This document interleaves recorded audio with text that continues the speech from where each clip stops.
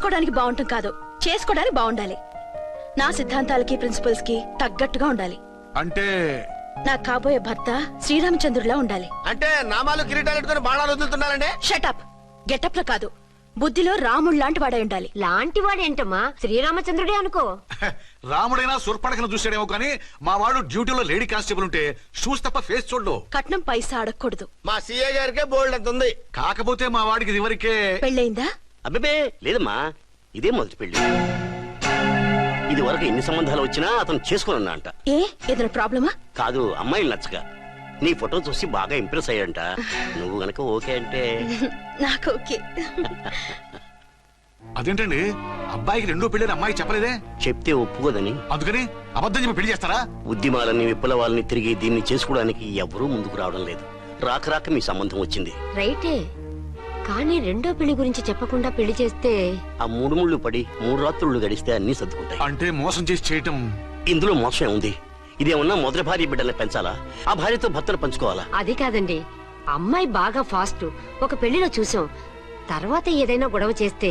అలా చేస్తే నా కూతురే కదమ్మా నష్టపోయేది. ఆయనంత ధైర్యంగా చెప్తున్నప్పుడు మనకేంటండి? మీరు కాదంటే దానికి ఈ జన్మలో మొగుడు దొరకడు. కాదనకండి. సరే, మీ ఇష్టం. నా ఇష్టం. సరే, అమ్మాయికి అన్ని చెప్పారా? అన్ని అంటే ఒక్క మీ పెళ్లి గురించే కాదు, మన ఫ్యామిలీ బ్యాక్గ్రౌండ్ గురించి కూడా చెప్పేసి. అవునవును. ఏమంది? చాలా బాధపడింది, జాలి పడింది, నిన్నే చేసుకోవాలని ఆశపడింది. నువ్వు కూడా అన్నావంటే. సరే కాదు. అదేంటండి, అమ్మాయి దగ్గర ఎలాగో నిజం దాచాం, అబ్బాయి దగ్గర దాచడం ఎందుకు? దాయకపోతే వీడు అసలు పెళ్లి వద్దుంటాడయ్యా. తర్వాత అయినా తెలుస్తుంది కదండి. ఆ పిల్లబాబు చెప్పాడుగా, 3 ముళ్ళు పడి 3 రాత్రులు గడిస్తే అన్ని సర్దుకుంటాయని. అదే పని మనవాడు చేస్తాడు. కాముగా పెళ్లి చేసేసి వెంటనే అన్ని మును పంపించేద్దాం. ఇలా కూర్చోండి సార్.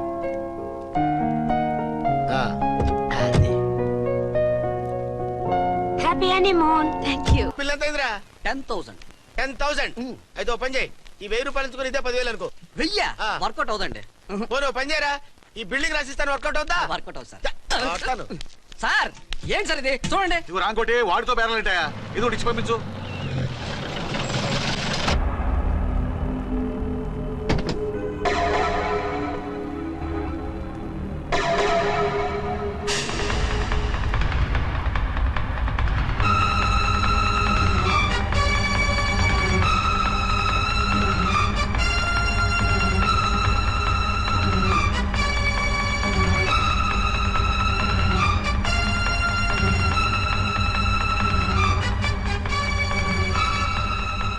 మావయ్య, అమ్మా, రాంకోటి.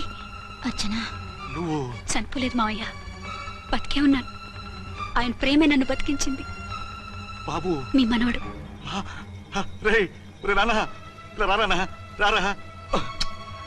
ఎన్నాళ్ళు ఎక్కడున్నావు? మర్చిపోయావా? ఏమైపోయావు? ఆ వివరాలన్నీ తర్వాత చెప్తాను. ఆయనేరి లోపలన్నారా? లేరు మేడం. ఏం ఆఫీస్కి వెళ్ళారా? ఊటీకి వెళ్ళారు. డ్యూటీ మీద వెళ్ళారా? అవునమ్మా, డ్యూటీ మీద వెళ్ళారు. అక్కడ ఏ హోటల్ ఎదిగారు? తాజ్ రెసిడెన్సీ.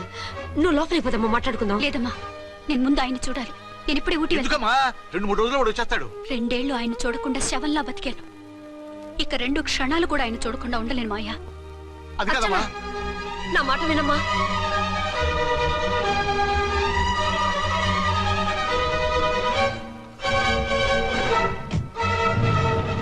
ఇప్పుడెలా? అదే అర్థం కావట్లేదు.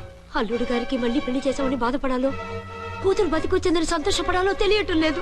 నాకు అసలు ఏమీ అర్థం కావట్లేదు. ఈ టెన్షన్ నేను తట్టుకోలేను. వేసేస్తా, మళ్ళీ మందేసేస్తా. రామకోటి, అమ్మాయి గారు వచ్చేసారని, పెళ్లి విషయం తెలియనివ్వద్దని వెంటనే అల్లుడు గారికి ఫోన్ చేసి చెప్పు.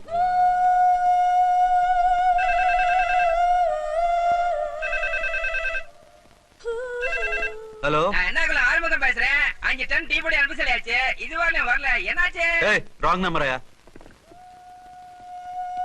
ఏంటి ఇప్పటి వరకు యమా ఫాస్ట్ గా ఉన్నావు, సడన్ గా ఎంత సిగ్గు వచ్చేసింది? ఆడది తల వంచి సిగ్గుపడేది పెళ్లిలోను, తను వంచి సిగ్గుపడేది శోభన రోజున.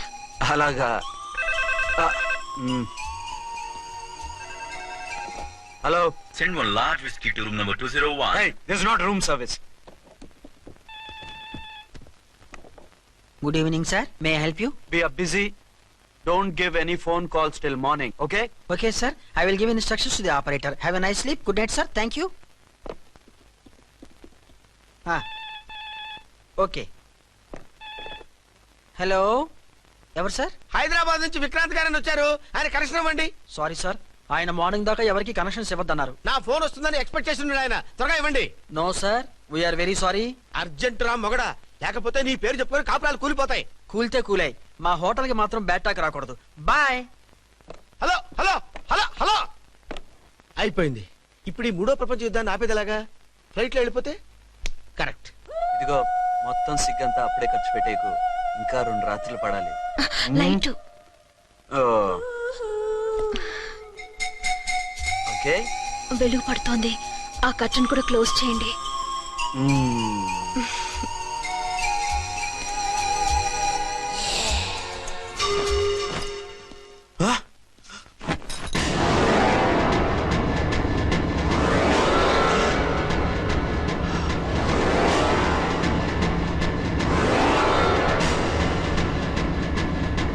ఏంటలా తొంగి చూస్తున్నారు?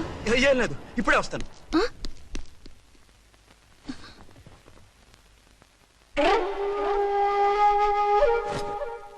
Excuse me. Yes. Will you please tell me the room number of Mr. Vikrant? Just a moment. అర్చన,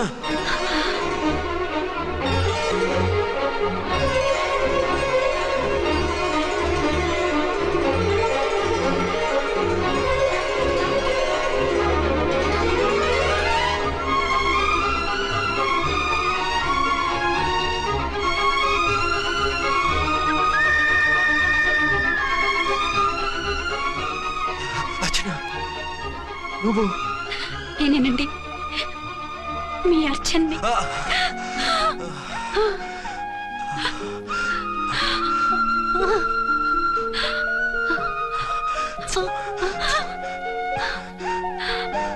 మన బాబండి. డాడీ. అరే నాన్న,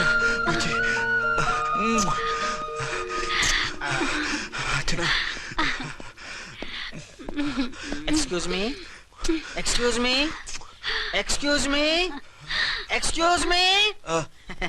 ఇక్కడ బహిరంగ ముద్దుల నిషేధం, పక్క వాళ్ళకి ఇబ్బంది కదా, కొంచెం కంట్రోల్లో ఉండండి. Thank you, bye.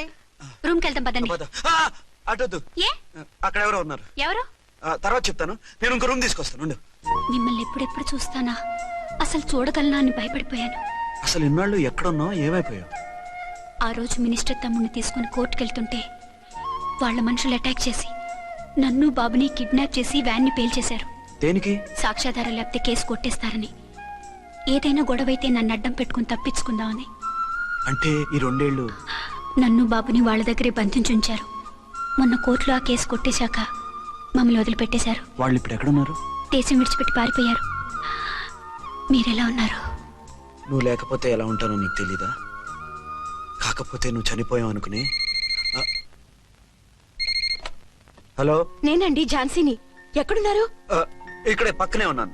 First night నా పక్కన ఉండకుండా ఆ పక్కన ఎక్కడ ఉన్నానంటారంటండి. త్వరగా రండి. అలాగే వస్తాను. ఎవరండి? మళ్ళీ వచ్చి వివరంగా చెప్తాను. ఉండు, వెంటనే వచ్చేస్తా.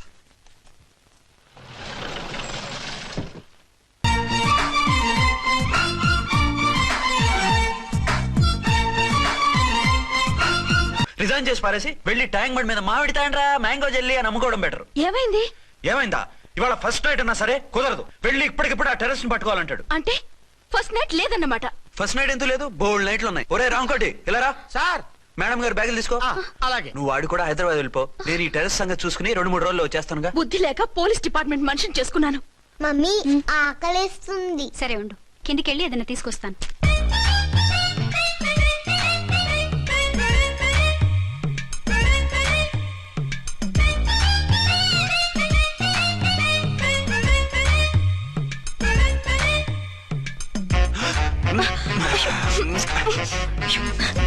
సరే సరే చాలే, వదిలే. అరే కమ్ ఆన్ యార్. ఏయ్ ఏయ్ రే. వదిలే.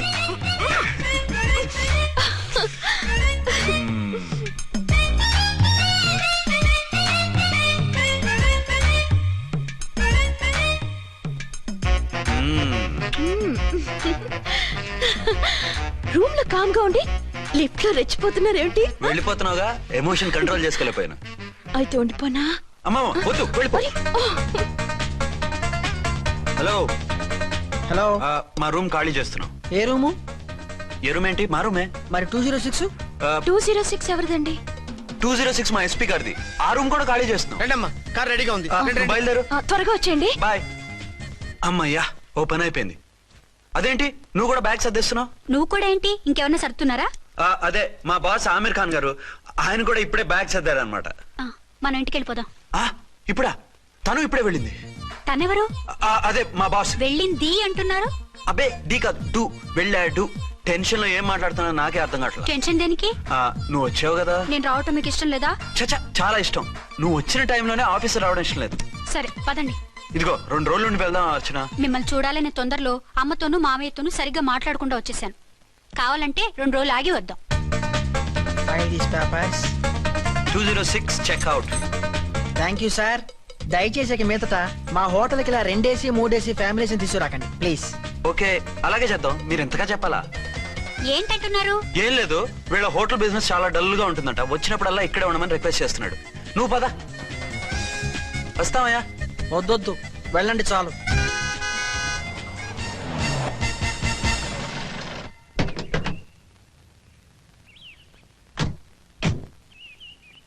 ఏంటలా సీరియస్ గా ఉన్నారు? కామెడీగా ఉండలేక. ఏమైంది? మాకేం కాలేదు, మీకే ఏమైనా? మాకేమవుతుంది?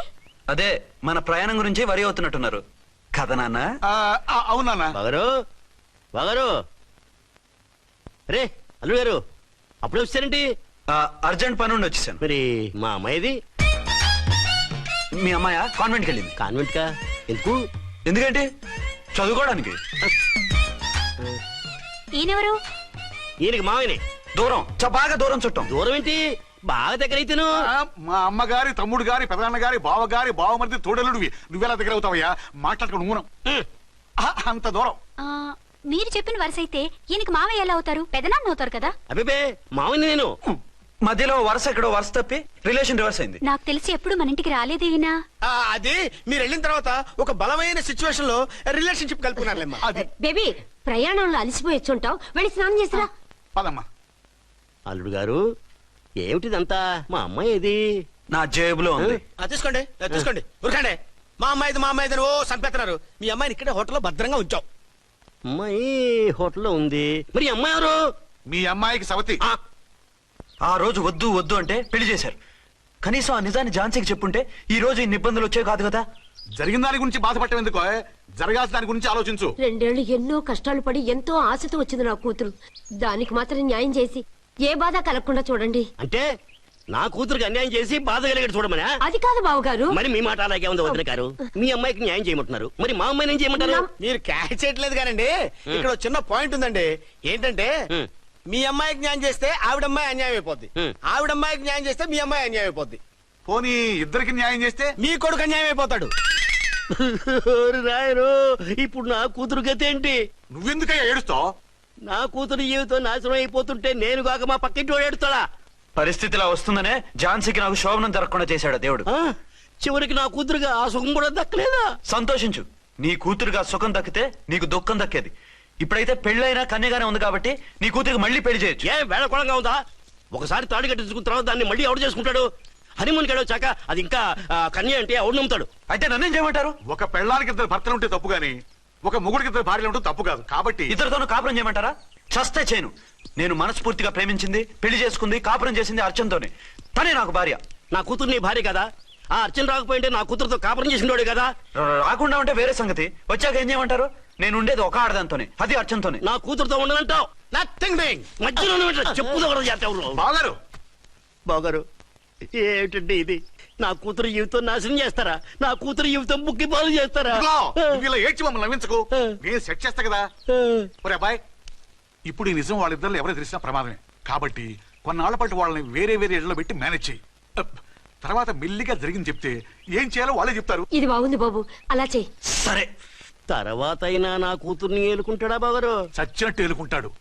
ముందు ఈ ఆవేశం తగ్గించి ఇద్దరితోనూ క్లోజ్ గా మూవ్ చేయిస్తే ఆవిడ మావిడే అంటూ ఆటోమేటిక్ లైన్ లో పడిపోతాడు. అంటే ఈ రోజు నుంచి మా సిఐ గారు 2 in 1 అన్నమాట. కాదు, 1/2. ఇదే మన మన్మథ సామ్రాజ్యం. ఎలా ఉంది? బాగుంది, కానీ మనకి వేరే ఫ్లాట్ ఎందుకండి? ఒరే నాన్న నువ్వు వెళ్ళి ఫ్లాట్ చూడు. 2 సంవత్సరాల తర్వాత మనం రొమాన్స్ రీఓపెనింగ్ చేస్తున్నాం కదా, కేకలో అవి పెడితే ముసలాళ్ళు కంగారు పడతారు. ఇక్కడైతే మనల్ని ఎవరు డిస్టర్బ్ చేయరు. అన్ని తొందర ఆలోచనలే. అన్నట్టు నేను ఇక్కడి నుంచి ఉద్యోగం చెయ్యను. ఏ? మీరు రాష్ట్రానికి సేవ చేసుకోండి, నేను మీ సేవ చేసుకుంటూ పాత బాకీలన్నీ తీర్చేసుకుంటాను. Okay okay. అమ్మయ్యా, ఒక బండిని ట్రాక్ మీద లాగేశాను. ఇక ఆవిడ సంగతి చూడాలి.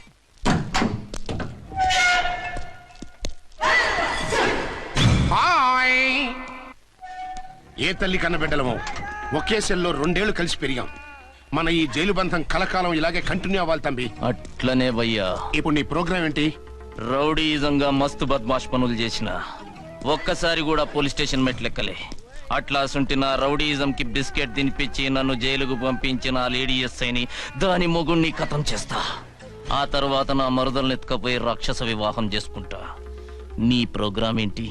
పసుపు పారాని ఆరక ముందే నా 7వ పెళ్లిని చెరగొట్టి కొత్త పెళ్ళానికి పాత పెళ్ళాలకి నన్ను మొగుణ్ణి కాకుండా చేసిన ఆ లేడీస్ లీడర్ ఎవరో కనిపెట్టి దాన్ని స్మాష్ చేయాలి.